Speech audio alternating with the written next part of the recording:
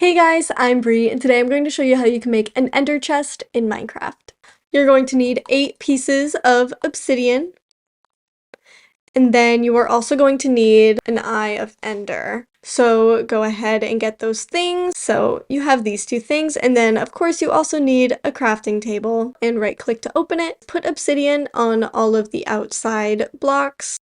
And next you're going to put the Eye of Ender in the middle. And as you can see, now there is an ender chest. And an ender chest is really cool because basically is if you're in a multiplayer server, anybody can put anything in this ender chest, and when they open it, it will only be the items that they themselves have placed in there.